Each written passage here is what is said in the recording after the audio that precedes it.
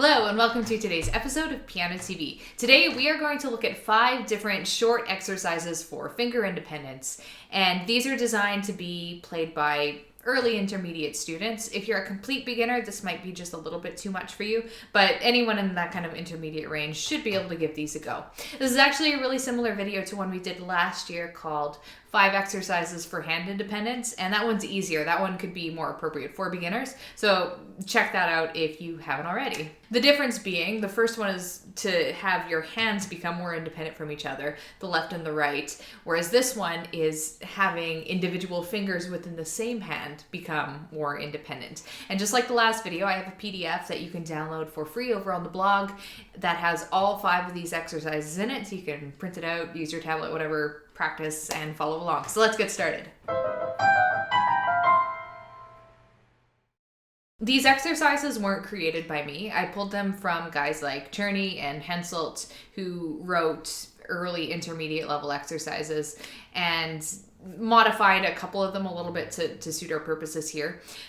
Some of them are going to be a little bit different levels. Not all of them are at the same level. Some are a little easier, some are a little bit more challenging. So don't feel like you need to do all 5 of them. I find that they're all useful and they all kind of build on each other a little bit, so feel free to pick and choose based on your own level and interest and skill. So what we're going to do for this video is I'm going to show you each of the 5 exercises on the screen so you can get a sense of what it looks like, and then I'm going to show you the exercises on the piano too. And we'll talk about why these exercises are useful and give you some suggestions for when you're practicing. The first 2 exercises are by Czerny, who wrote endless amounts of exercises for piano players of all levels. He's a really great resource. I put these exercises at the beginning because they are simpler. In general, these are the easiest ones. Note that they're meant to be played hands in unison. You can kind of see the left and right hand stacked like this, but you'd still get a lot of benefit of doing it hands separately if you find that the unison too difficult for your level. So what you'll notice here is that you have some whole notes running below and over top of 16th notes. These are meant to be played at the same time. What you're going to be doing here, for example, is you are going to be holding down this C with your thumb and pressing this E at the same time. And then while you're holding your thumb down, these other fingers are going to move. And I'll show you on the keyboard so you can see what I'm talking about. We call this technique finger pedaling, and that's what this entire video is basically going to be looking at.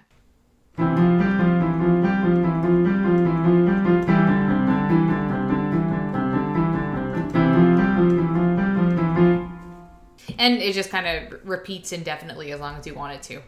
Whenever my students start learning how to hold individual fingers down, like this, there's going to be strong resistance. Your held finger is going to want to pop up when you play. So what I would do is start with this exercise one hand at a time, nice and slow, to get the hang of holding down one finger at a time. This type of finger technique is used constantly in classical, Baroque, Romantic music, and beyond.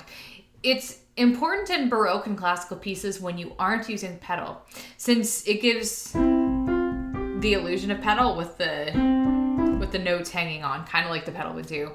It also serves a function in music with pedal, though, because it creates a different sound than if you weren't to hold the note. I don't want to get too much into that today. It's a discussion for another day, but the pedal hangs onto all of the notes equally, whereas holding a note or two while you continue to play adds more depth of sound and more weight to that held note. The second Czerny exercise is pretty similar to the first one. It's just a little bit more challenging. You're still holding on to C's and G's, but the notes in the middle are a little bit more challenging. They have a skip in the pattern right in here. Actually, like if you are enjoying these Czerny exercises when you try them out, I highly encourage you to check out the entire Opus 802 number 10 exercises. Actually, the entire Opus 802 in general is a great resource. And what I've chosen here are just a couple of many. You can find sheet music for free on IMSLP, and I'll have it linked over on the blog as well. So I'm going to start by playing the first half of the exercise.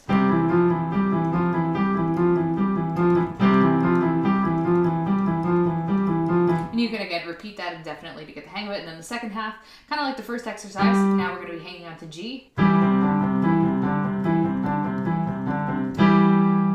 And so on and so on. Again, you can just kind of keep repeating that. The next exercise is from Henselt's Preparatory Exercises. And I actually find this one to be possibly one of the most challenging, but I stuck it in the middle because it's hand separate. So some people might find that makes it a little easier. This one also features held notes, as you can see, just like in the Czerny exercises. What's different here is that instead of being held whole notes, they're held half notes. So you have to deal with more movement now. You'll also notice that each bar has the same repeated pattern of notes that skip and step, and it kind of keeps going and going like that. So you'll notice there's like a skip, step, step, skip, step, skip, skip. When you try it out on the piano, you should be able to see the pattern. It is a little bit more of a challenging pattern to play because you have to use all 5 of your fingers. So you have to go 5, 4, 3, 2, 1 in the left hand, or, well, I guess it's the same fingers in the right hand too. 5, 4, 3, 2, 1. So you got to use all of your fingers, which can be a bit of a stretch for those skips. Here's the right hand one.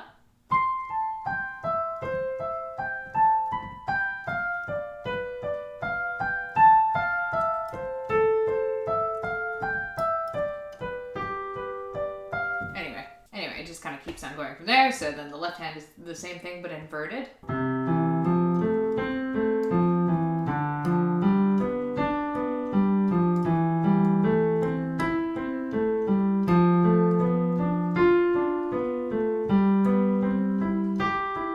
Anyway, you can just kind of keep going from there. Oh, and with the left hand, I wrote it to be an octave lower than I just played it.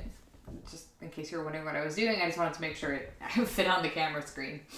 Anyway, one issue you might run into with this exercise, I certainly did, is making sure that you're not holding your other fingers down too, like this, where they all start to drag down.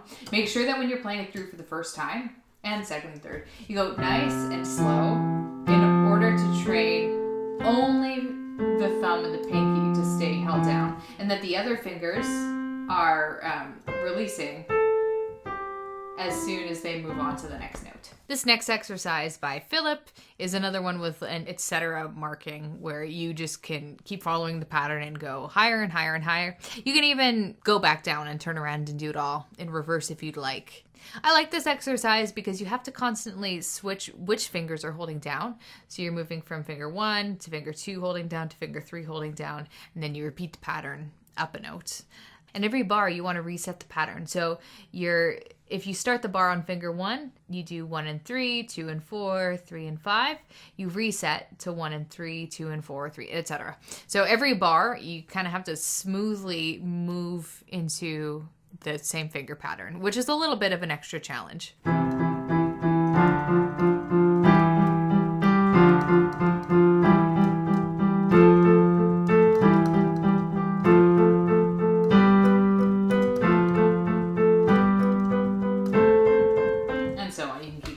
Again, feel free to do this one hand at a time. This is a good exercise to strengthen the independence of all 5 fingers. The exercises we've been doing prior to this have been focusing on holding the outer fingers, but this one works some of the inner ones as well. The 5th and final exercise is also from Philip's School of Technique, and it's the most hideous sounding one. If you've ever played Hanon Exercises, you'll know that finger exercises aren't always about sounding pretty, and this one is a really good example of that.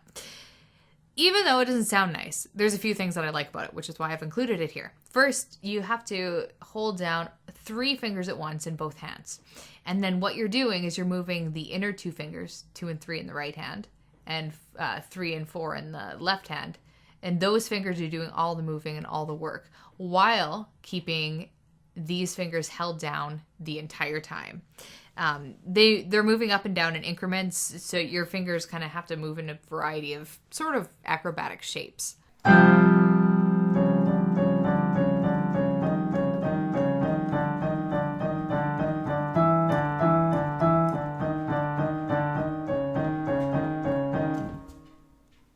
One thing that I find when I'm playing this one is the fingers are really gonna, like the inner fingers, are really gonna want to lift, kind of like this when you're playing. So just watch that you're keeping them held the entire time. And that is all for today's episode. As I mentioned at the beginning, you can head over to the blog post that goes along with this video. Click the link below in the description bar and that'll take you there. And then that'll lead you to the PDF where all these exercises are grouped together so you can print them out or do whatever you want with them. Thank you so much for watching today's video. Give this video a thumbs up if you enjoyed it. Subscribe if you haven't already. And you can visit me over on social and Patreon. Catch you in the next video.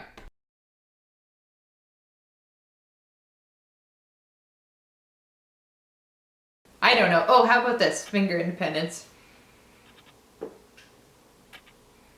My fingers are walking. They're